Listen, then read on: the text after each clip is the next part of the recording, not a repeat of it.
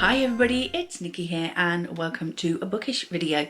So today I have my November reading wrap up and it is going to be a pretty quick one because I had a terrible reading month in November.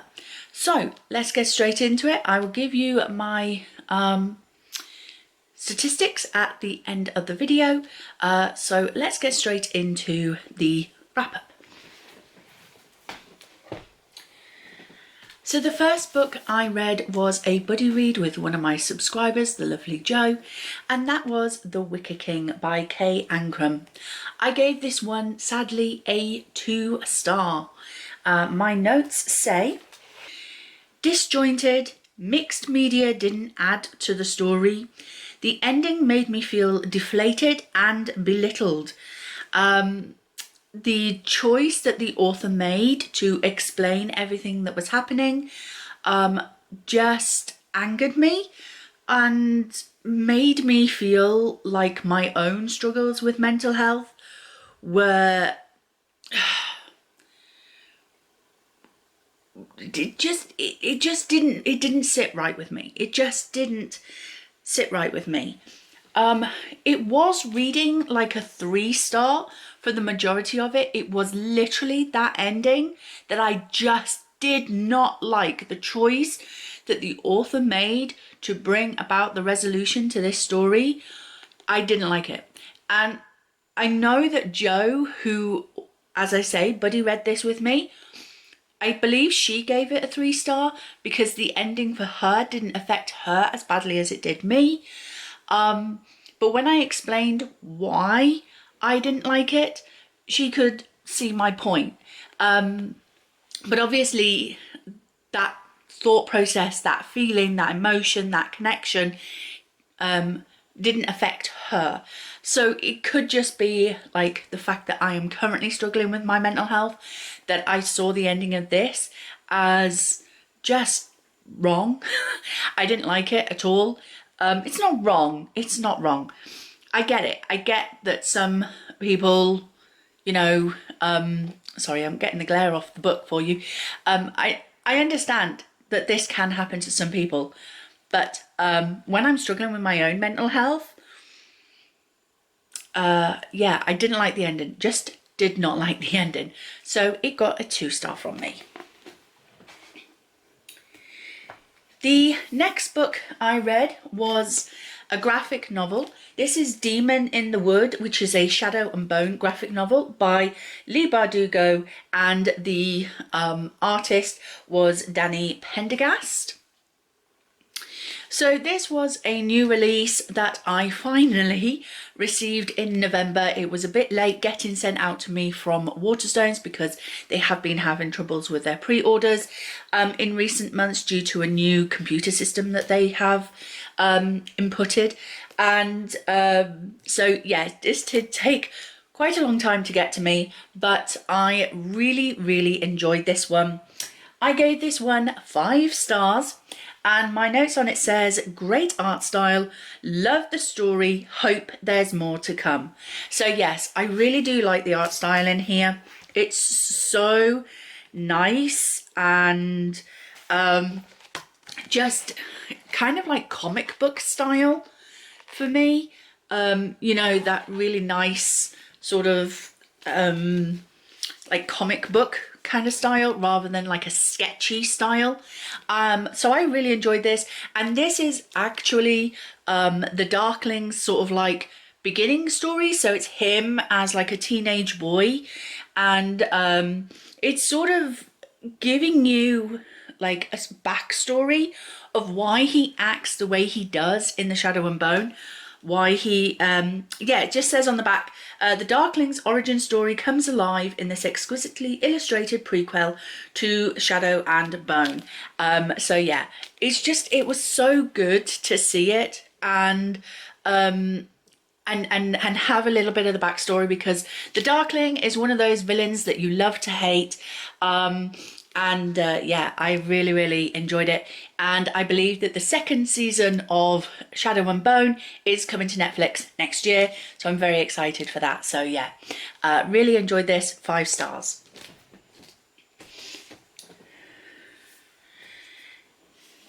The next book I read was Queen of Shadows by Sarah J Maas.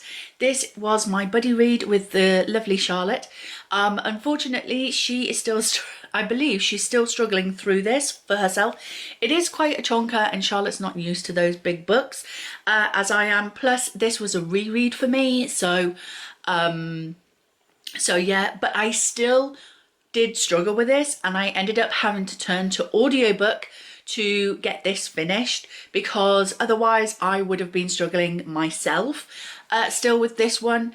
It is simply because I was able to switch to the audiobook that I was able to get this finished in November, because as much as I love this story and I did give it 5 stars, I was really struggling to read more than like 10 pages at a time, and there were a lot of days in November where I just didn't read at all, and that's not like me.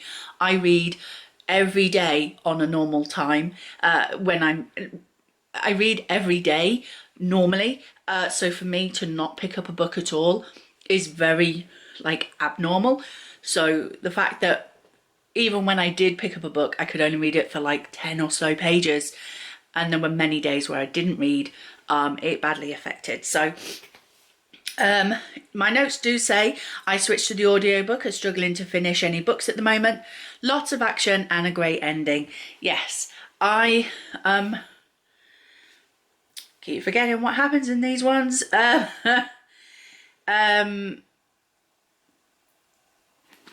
yeah, I believe that this is where the story really sort of starts to veer off in a slightly different direction, and I really love that this series does that. It starts off with one story and then it just builds and builds on it, and as you go through the series the story kind of gets bigger, the fight gets bigger, and the villains get bigger as well. So really enjoying this, really love the relationships that develop throughout this series.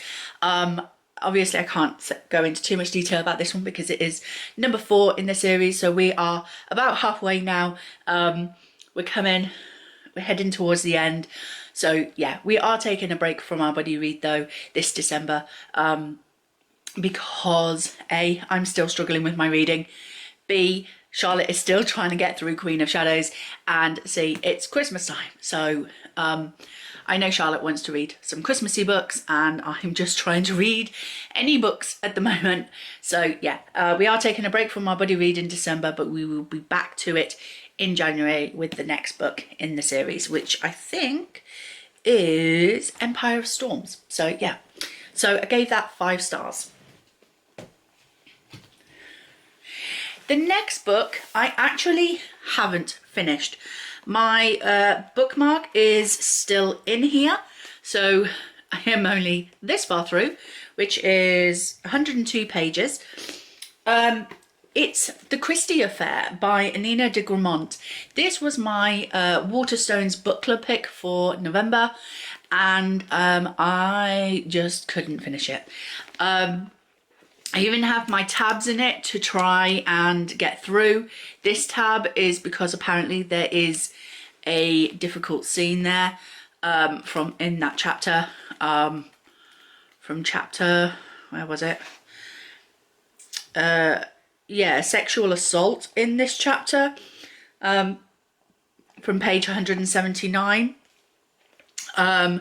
One of the other ladies in the book club sort of gave us a heads up that she'd got to that point, and she knows some of us are triggered by that, so I put that tag in there so I know, right, the next scene is going to be, you know, I'm going to need to make sure I'm in a good place when I read that. But I didn't even get that far. I got to page 102 and I just wasn't feeling it. I have kept the bookmark in place. It's not a full DNF. I think I might come back to this when my mental health is a lot better, when I am in a reading mood, because at the moment, you know yourself if you've ever had a reading slump, that when you're in a reading slump, you just want to read quick, easy, fun books that are gonna help drive you through and get you finishing books. And when something is taking a little bit more hard work, as this kind of was, you just can't do it to yourself. So I put this down. It's a soft DNF, not a hard DNF. It's not because I disliked it or anything.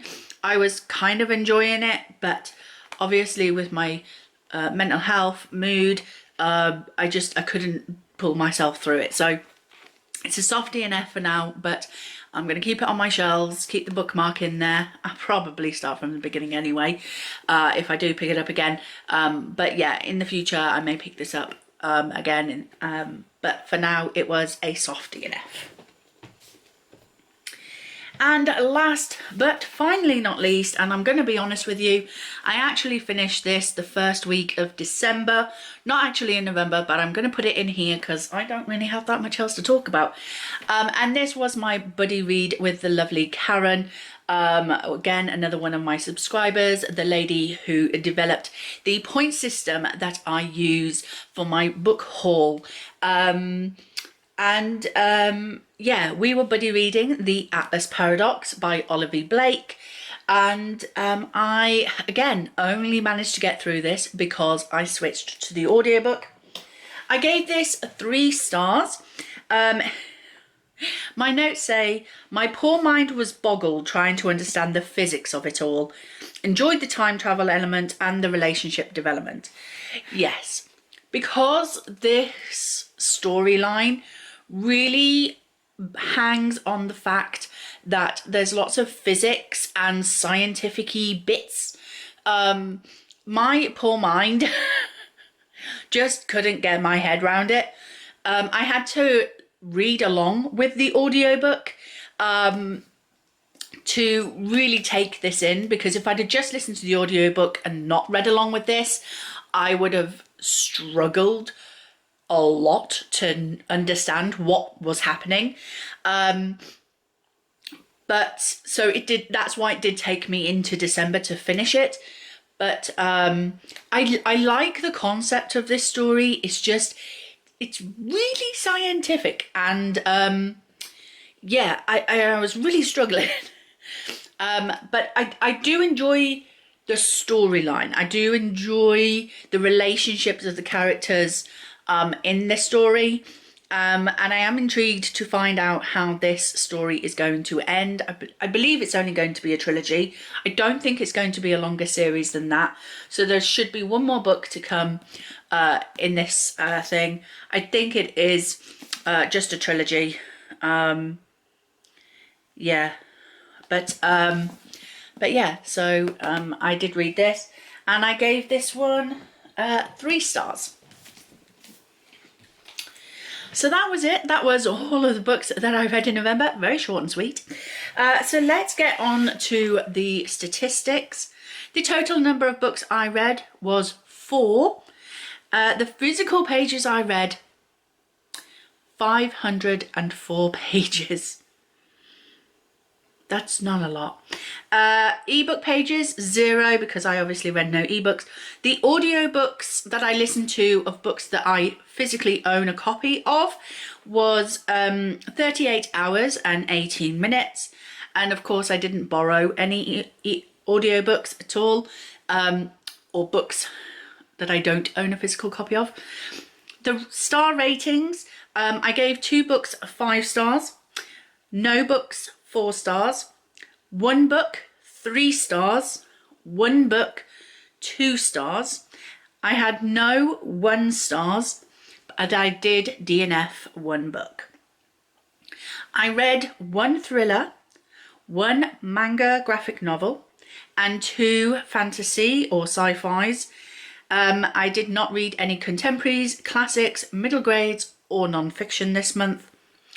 The origin of the books, I owned all 4 of the books that I read and borrowed 0. The format of the books that I read 2 physically, 2 audibly, and none of them ebookly. The bindings of the books that I read, 2 were hardback and 2 were paperback. And the gender of the authors of all the books, all of them were female, so no males, all female authors. So, moving on. The longest book I read at 645 pages was Queen of Shadows. The shortest book I read was the graphic novel of Demon in the Wood at 199 pages. The oldest book I read was, again, Queen of Shadows, which was published in 2015. And the newest book I read was The Atlas Paradox, which was released in October 2022 this year. The highest rated on Goodreads, she's back again, the Queen of Shadows, with a Goodreads rating of 4.56 at time of taking the rating. And the lowest rated, quite surprised, was The Atlas Paradox, with a star rating of 3.78. Could be because it's quite new and not so many people have read this. Could also be because it's a sequel, but then again, so is Queen of Shadows. So, yeah. So my least favourite book was The Christie Affair, because obviously I DNF'd it. But if I wasn't to count DNFs, then The Wicker King was definitely my least favourite that I finished, just because of that ending, really. But my favourite was, I've got to say, Queen of Shadows, or if I wasn't including rereads, I would count Demon in the Woods. So both of these were both 5 stars. I really thoroughly enjoyed both of these. This because it was a reread, and I really loved this series. But this one because it was adding to a story that I already love and have enjoyed, and this gives me a bit of a backstory on a character that I really enjoy in the books, in the Grishaverse books, and yeah, it just gives me a little bit more insight to his person and his personality, and yeah, I really enjoyed it, and the art style was absolutely amazing. So yeah, that was that. So a very quick wrap up for you. Hope you enjoyed this video, and if you did, please like, comment and subscribe, and I will see you in the next video.